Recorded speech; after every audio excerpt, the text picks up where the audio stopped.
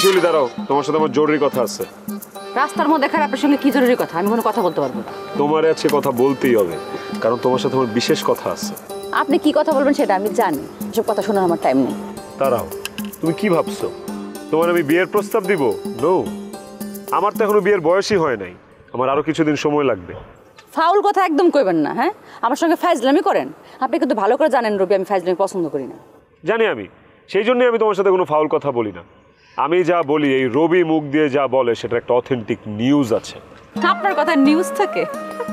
আমারে হাসাইলেন। আপনার কোনো কথার অর্থই থাকে না। অর্থ দিয়ে কি করবা তুমি? হ্যাঁ, মনের ভাব ঠিকঠাক প্রকাশ হইলেই তো হয়, কিন্তু এই মনের ভাবটারও তো আপনি যথার্থ মূল্যায়ন করেন না। যাক, কেমন কাজে কথায় আসি। 1, 2, 3 ঢাকায় জমি জিতে নিন 100% ক্যাশব্যাক সহ 20 কোটি টাকার পুরস্কার। কাজের কথাটা কি তাড়াতাড়ি বলেন।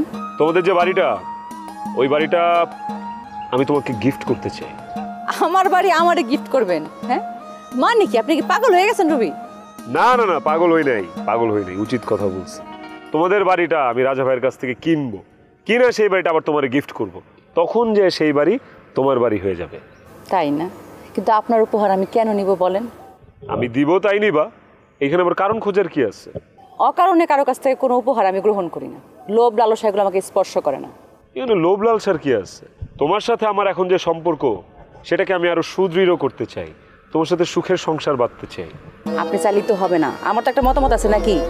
আমি কোনো শিল্পপতি ঘরের ছেলের বউ হইতে চাই না। আমি যে পরিবেশে বড় হয়েছি, আপনার পরিবেশ সম্পূর্ণ ভিন্ন, আমি সেখানে মিলতে পারবো না। আমি তো নিজের শিল্পপতি মনেই করি না, আমি একজন সাধারণ মানুষ। ধরতে গেলে আমি তোমার থেকেও সিম্পল।